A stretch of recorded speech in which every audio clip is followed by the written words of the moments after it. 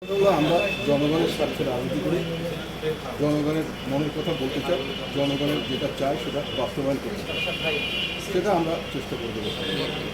জনগণের দল এটা এবং জনগণের জন্যই কাজ করতে আমরা রাজনীতি করি এবং জনগণের কল্যাণই আমরা সবসময় নিজেদেরকে নিয়োজিত রেখেছি, সামনে করি।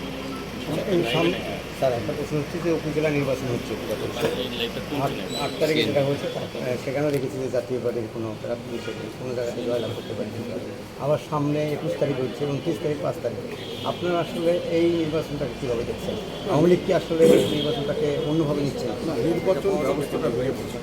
এখন বলা যায় যে নির্বাচনে সঠিক অর্থে যে জনগণের মতামতের প্রতিফলন হচ্ছে না। একটা হলো জনগণ সেই কারণে আসতেই এখন উৎসাহ পাচ্ছে না। অনেক জায়গায় 2-1 সেন্টারে আসে না, কোনো ধাক্কাধাক্কি করেও তাদেরকে সেন্টারে আনা যাচ্ছে। তাদের কথা হলো যে আমরা ভোট দিতে পারবো কিনা, দেওয়ার পর এটা গণনা হবে কিনা।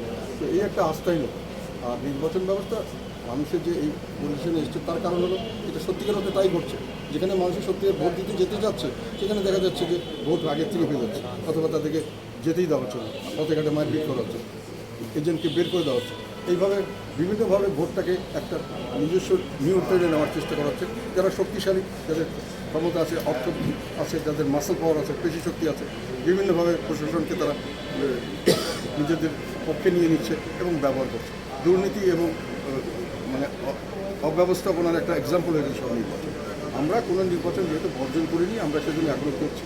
আমরা এটা থেকে খুব বেশি আশাবাদী তা নয়, কিন্তু আমাদের সংগঠন এবং রাজনীতি চালিয়ে নেওয়ার জন্য আমরা রাজপথে থাকতে চাই। রাজপথে এবং আমাদের বিশেষ করে রাজনীতিতে থাকতে হলে এগুলোতে আমরা সক্রিয়ভাবে অংশগ্রহণ করি। ভবিষ্যতে আমরা ভেবে দেবো কী করা যাবে।